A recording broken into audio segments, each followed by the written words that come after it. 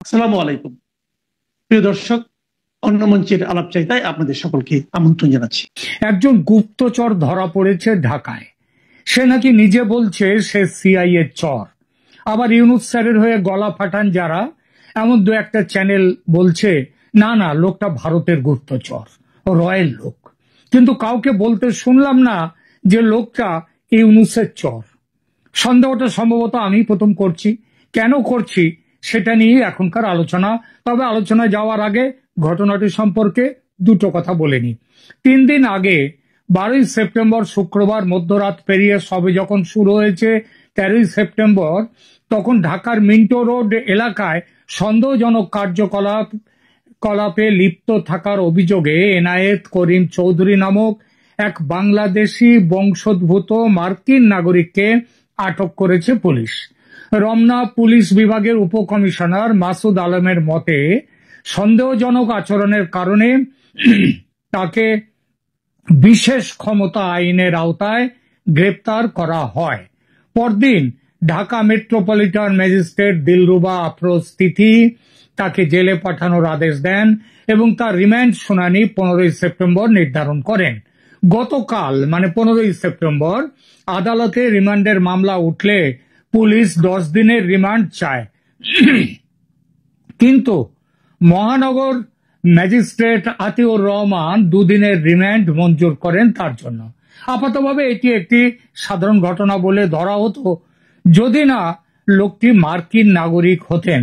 এবং ধরা পড়ার পর পুলিশের কাছে যে জবানবন্দি তিনি দিয়েছেন সেটা যদি এমন বিস্ফোরক না হতো। বিস্ফোরক এজন্যই যে তিনি নাকি একটা বড় দায়িত্ব নিয়ে ঢাকায় এসেছেন। দায়িত্বটা কি? পুলিশের প্রাথমিক জিজ্ঞাসাবাদের ভিত্তিতে গৃহীত অভিযোগপত্র অনুযায়ী Enayet Chowdhury 6 September new York থেকে কাতার এয়ারওয়েজের ফ্লাইটে ঢাকায় এসেছেন এবং প্রাথমিকভাবে প্যান প্যাসিফিক সোনারগাঁওয়ে 2 দিন থাকার পর গুলশানে চলে যান। এ পর্যন্ত ঠিক আছে, কারণ বাংলাদেশি মূলের বহু মানুষ বর্তমানে মার্কিন নাগরিক। জানা গেছে এনায়েত করিম চৌধুরী 1988 সালে আমেরিকা যান এবং 2004 সালে সে দেশের নাগরিকত্ব পান। মার্কিন নাগরিকত্ব পেলেও অনেকে মাঝে মাঝে দেশে আসেন, তেমনি তিনি এসেছেন। কিন্তু তিনি দেশ বেড়াতে আসেননি, দেশে ঘুরে দেখতে আসেননি। জিজ্ঞাসাবাদে তিনি নিজেকে বিদেশি গোয়েন্দা সংস্থার একজন চুক্তিভিত্তিক এজেন্ট হিসেবে দাবি করেছেন বলে পুলিশের কাছে তিনি জানিয়েছেন। তিনি বলেছেন যে মোহাম্মদ ইউনূসের অন্তর্বর্তী সরকার তার পরিস্থিতি খারাপ, দুর্বল অবস্থানে রয়েছে।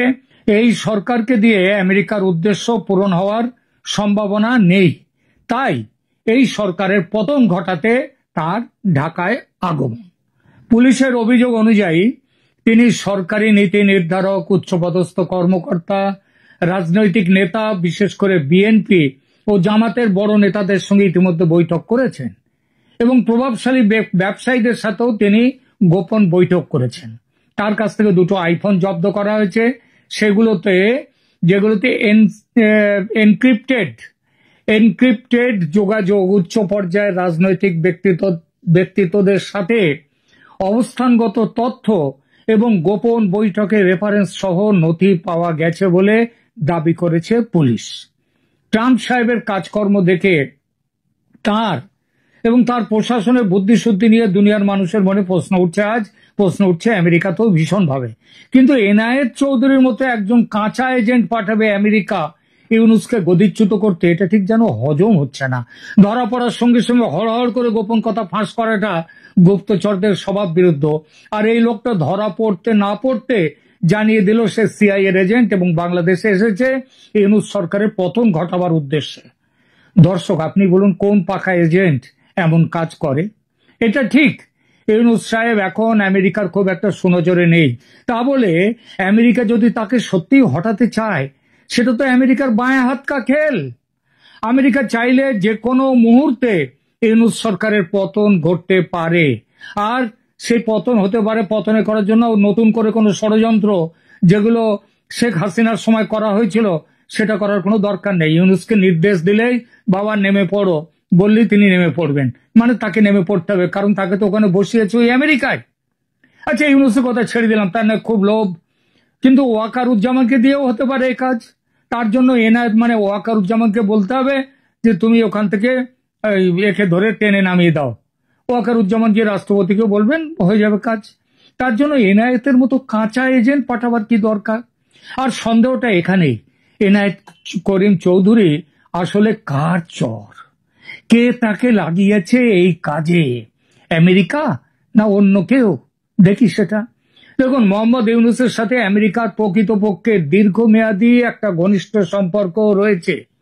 তিনি ক্লিন্টন ফাউন্ডেশনে বড় অঙ্কের অনুদান দিয়েছেন এবং বাইডেন প্রশাসনের সাথে তার ভালো সম্পর্ক রয়েছে।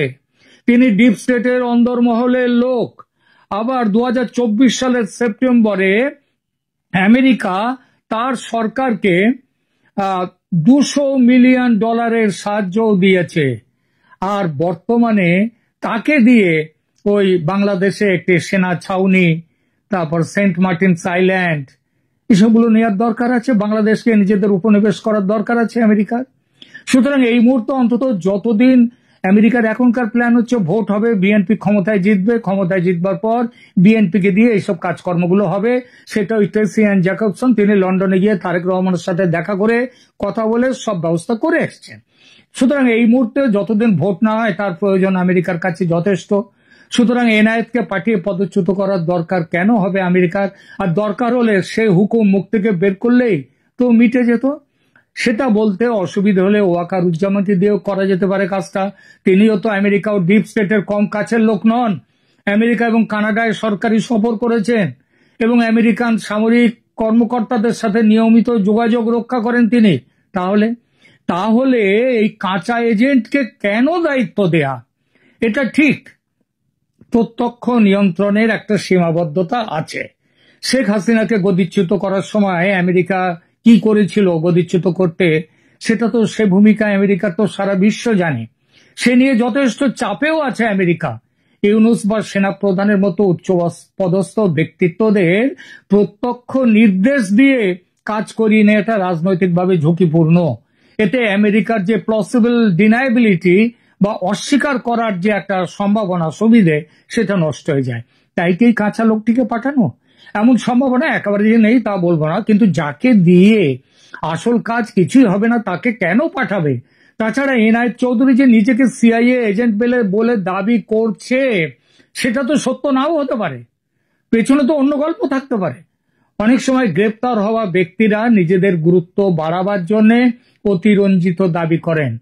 বাংলাদেশের এক প্রাক্তন সেনাকর্তা, ইউটিউবার, তিনি আবার ইউটিউবার, খুবই ইউনূসের ভক্ত, তিনি পিতৃসম বলে মনে করেন ইউনূস সাহেবকে।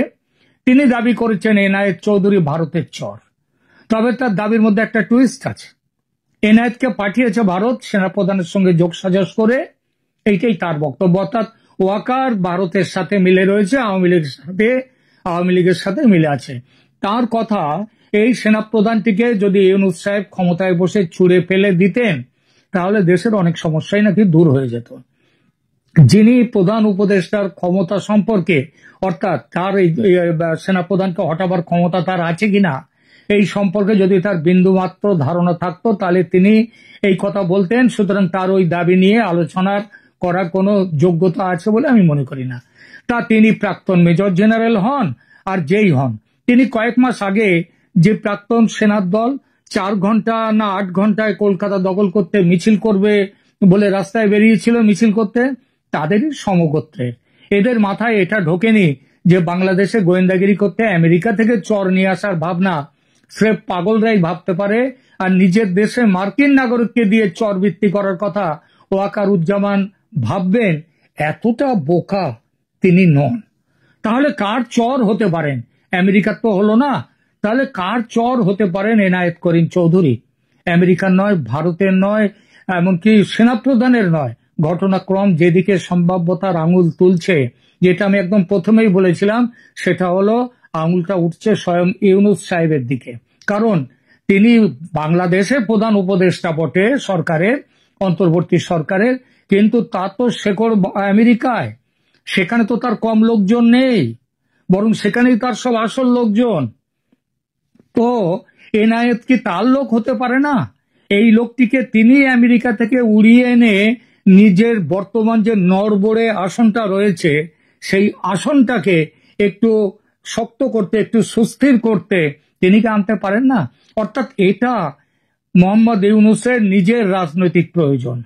বাংলাদেশ সরকার হয়তো নিজেদের বৈধতা প্রমাণ করতে এবং আরো বড় কথা, বিরোধীরা তার বিরুদ্ধে বিদেশি ষড়যন্ত্র করছে, মানে ভারতকে নিয়ে করছে, এই গল্প তৈরি করতে এনায়েত চৌধুরীকে আনা হলো না। তো দেখুন, আমেরিকা প্রকৃত ইউনূস সরকারের পতন চাইলে আগেই বলেছি এমন একটা কাঁচা এজেন্টকে তারা পাঠাতো না। এই সম্পর্কে এই ব্যাপারে আরো কতগুলো ব্যাখ্যা অবশ্য থাকতে পারে, কিন্তু সেই জন্য যেমন ধরুন তথ্য সংগ্রহ করার জন্য প্রকৃত অবস্থা বাংলাদেশে কেমন আছে, ইউনূসের কেমন আছে, অর্থাৎ ওপিনিয়ন তৈরি করার জন্য তাকে পাঠাতে পারে। আবার এনায়েত চৌধুরী নিশ্চয়ই সে সিআই এর এজেন্ট নন, কিন্তু কারো না কারো এজেন্ট তো বটেই, নইলে হঠাৎ সেখান থেকে এলো কেন? এরপরে বাংলাদেশ সরকারের পক্ষ থেকে বিদেশি ষড়যন্ত্রের একটা গল্প তৈরি করার জন্য এই এনায়েত চৌধুরী নামক এই যে নাটকটা হয়েছে। সুতরাং এটা একটা খারাপভাবে পরিকল্পিত অভিযান, তাই সে যেই করুন। গোয়েন্দা কার্যক্রমের জগতে আকাংস রেজার বলে একটা নীতি আছে, সেই নীতি প্রয়োগ করলে সবচেয়ে সরল ব্যাখ্যাটাই সত্যি হওয়ার সম্ভাবনা থাকে। এনায়েত চৌধুরী তিনি মিথ্যে বলছেন, তবে খুব বেশি মিথ্যে বলছেন না। তাকে কে নিযুক্ত করেছে, কি কাজে নিযুক্ত করেছে, সেইটাই গুলিয়ে দিয়েছেন। সেটা হচ্ছে এই গল্পটা তৈরি করেছেন যিনি, স্বয়ং ডক্টর মোহাম্মদ ইউনূস। তিনি কিন্তু এনায়েত চৌধুরীকে কড়া ধারায় গ্রেপ্তার করা সেটা থেকে আটকে দিয়েছে। ওই যে সরকারের বিরুদ্ধে আচরণ, সেটা তো দেশদ্রোহিতার খুব বড় কারণের জন্য তাকে আটকাতে পারত পুলিশ, কিন্তু সেটা পাঠায়নি, সেভাবে আটকায়নি। কেন? তার কারণ এই ব্যাপারটা আটকে দিচ্ছেন ইউনূস সাহেব স্বয়ং, কারণ লোকটি তার। বাস্তবতা হলো গত এক বছরে এই সরকারের যে কাজ মানুষের চোখে ধরা দিয়েছে তা হলো হত্যা, ধর্ষণ, নিপীড়ন আর মব দিয়ে বিরোধী শক্তিকে নিঃশেষ করার চেষ্টা। ঋণের দায়ে 4 জনের মৃত্যু, আবার তাদেরই দাফনের খরচ জোগাতে আরো 1000-এর বেশি মানুষ নতুন ঋণ নিয়েছে। এটাই দেশের চিত্র। সরকারের উপদেষ্টা বদল কি কোনো পার্থক্য আনবে আপনার মনে হয়? আমার মনে হয় নির্বাচনের আগে এই ধরনের রদবদল করে সাময়িক ইমেজ ঠিক করা যেতে পারে, কিন্তু মানুষের রাস্তা ফেরানো অসম্ভব। কে হতে পারে নতুন উপদেষ্টা? নতুন দালাল কে হতে পারে? কারণ সবাই তো আসলে দালাল বলে খ্যাত হয়েছে সব জায়গায়। আপনি যেখানে দেশে বিদেশে যাও, যেখানে যাচ্ছে সেখানে দালাল দালাল দালাল বলে চিৎকার করছে মানুষ। বাংলাদেশের রাজনীতিতে হঠাৎ করে উপদেষ্টা পরিষদে রদবদলের আলোচনা জোরালো হয়েছে। নতুন করে নাম আসছে, কারো দায়িত্ব বদল হবে বা কারো চেয়ার নড়বড়ে হয়ে পড়েছে, এসব কথা এখন আপনি চায়ের দোকানে বসুন, সব জায়গায় এসব আলোচনা চলছে। সরকার বলছে এটি প্রয়োজনীয়, নির্বাচন সামনে, কাজের গতি বাড়াতে হবে, ইমেজ ঠিক করতে হবে, সব নানা হ্যান ত্যান। কিন্তু প্রশ্ন হলো, এই রদবদল কি আসলেই কোনো কাজে আসবে, নাকি এটি শুধু একটি কৌশল, ভাঙা ঘড়িতে নতুন কাঁটা বসানোর মতো? মানে ঘড়িটা ভেঙে গেছে, এখন জাস্ট কাঁটা বদলাই দিচ্ছে। বাস্তবতা হলো গত এক বছরে এই সরকারের যে কাজ মানুষের চোখে ধরা দিয়েছে তা হলো হত্যা, ধর্ষণ, নিপীড়ন আর মব দিয়ে বিরোধী শক্তিকে নিঃশেষ করার চেষ্টা। এর বাইরে অর্থনীতি, সামাজিক কিংবা রাজনীতির কোনো খাতে দৃশ্যমান কোনো অগ্রগতি আপনি দেখেছেন? আমি দেখতে পাইনি, কিন্তু আসলে নেই বলতে গেলে। মানুষ চারদিকে যে হতাশা দেখছে তা কেবল রাজনৈতিক নয়, অর্থনৈতিক দিক থেকে ভয়াবহ অবস্থা। ঋণের দায়ে মানুষ আত্মহত্যা করছে, আবার সেই মৃতদেহের অন্ত্যেষ্টিক্রিয়াও করতে হচ্ছে নতুন ঋণ নিয়ে। খবরের কাগজ খুললেই দেখা যাচ্ছে শত শত মানুষ এভাবে ঋণের ফাঁদে পড়ে মৃত্যুর মধ্যেও মুক্তি পাচ্ছে না। ঋণের দায়ে 4 জনের মৃত্যু, আবার তাদেরই দাফনের খরচ জোগাতে আরো 1000-এর বেশি মানুষ নতুন ঋণ নিয়েছে। এটাই দেশের চিত্র। একজন মানুষ জন্ম নিচ্ছে ঋণের দায় নিয়ে, সারাটা জীবন ঋণের চাপে হাহাকার করছে এবং শেষে মৃত্যুর পরেও ঋণের পাহাড় দেখে যাচ্ছে। বাংলাদেশে ঋণ সংস্কৃতি করেছে, শুরুটা করেছে ডক্টর ইউনূস। সমাজের এই বেদনাদায়ক অবস্থায় সরকারের উপদেষ্টা বদল কি কোনো পার্থক্য আনবে আপনার মনে হয়? আমার মনে হয় রাজনৈতিক দিক থেকেও সরকারের অবস্থা খুব নাজুক। উপদেষ্টা পরিষদে যারা আছেন তাদের মধ্যে অনেকেই সরাসরি বা পরোক্ষভাবে এনসিপি নামের একটি গোষ্ঠীর সঙ্গে যুক্ত। ছাত্র উপদেষ্টারা প্রকাশ্যে দলীয় রাজনীতির সঙ্গে যুক্ত আছেন বলে আমরা জানি। তাদের নিরপেক্ষতা নিয়ে কোনো আস্থা নেই কারো উপর। বিএনপি থেকে শুরু করে অন্যান্য বড় রাজনৈতিক দলগুলো মনে করছে যে এই উপদেষ্টারা থাকলে নির্বাচন কখনোই গ্রহণযোগ্য হবে না। যে যতই বলুক আমরা নিরপেক্ষ, বাস্তবে তা মানুষের কাছে গ্রহণযোগ্য নয়, হচ্ছে না। আর সেখানেই আসল সংকট। নির্বাচনের আগে এই ধরনের রদবদল করে সাময়িক ইমেজ ঠিক করা যেতে পারে, কিন্তু মানুষের আস্থা ফেরানো অসম্ভব। মানুষ যখন শেখ হাসিনার সময়ের সঙ্গে বর্তমান সময়ের তুলনা করে তখন তারা হতবাক হয়, তারা প্রকাশ্যে বলে। আপনি একজন রিক্সাওয়ালা থেকে শুরু করে সমাজের যে কোনো স্তরের মানুষকে জিজ্ঞেস করতে পারেন, তারা সরাসরি বলবে আগেই ভালো ছিল। জীবনের মান, নিরাপত্তা, অর্থনীতি সবকিছু যখন ভয়াবহ অবস্থা, তারা মনে করে যে এর আগে তারা তুলনামূলকভাবে স্থিতিশীল ছিল তাদের জীবন, তাদের সামাজিক অবস্থা, তাদের রাজনৈতিক অবস্থা, তাদের অর্থনৈতিক অবস্থা। আজকে মানুষ বাজারে গিয়ে দেখছে নিত্যপণ্যের দাম নিয়ন্ত্রণের বাইরে, হাসপাতালগুলোতে চিকিৎসা নেই, টিকা নেই, শিশুর টিকা নেই, শিক্ষা খাতে ভয়াবহ অবস্থা, শিক্ষা প্রতিষ্ঠানে শিক্ষা দিতে পারছেন না শিক্ষকরা, কর্মসংস্থান নেই, হাজার হাজার লক্ষ লক্ষ তরুণ বেকার হয়েছেন। আমরা জানি যে এই কিছুদিন আগেই রিপোর্ট বেরিয়েছে 6 লক্ষ নতুন তরুণ যারা ব্যাচেলর ডিগ্রি পাশ করেছে তারা এখন বেকার, কাজের সন্ধানে দেশ ছেড়ে চলে যেতে চাইছে অনেকে। এই বাস্তবতায় সরকার কিসের সাফল্য দেখাবে বলুন? মানুষ তা আসলে খুঁজে পাচ্ছে না। আপনি পাচ্ছেন কিনা জানি না, আমাকে আপনারা বলবেন যে আমি সরকারের সমালোচনা করি, সেই জন্য হয়তো বলি যে কোনো সাফল্য দেখাতে পারছে না। আসলে তো কোনো সাফল্য নেই। সবচেয়ে বড় বিপদটা কি জানেন? সবচেয়ে বড় বিপদ হচ্ছে সরকার দেশের রাজনীতিকে ঠেলে দিচ্ছে উগ্র ধর্মান্ধ জঙ্গি গোষ্ঠীর হাতে।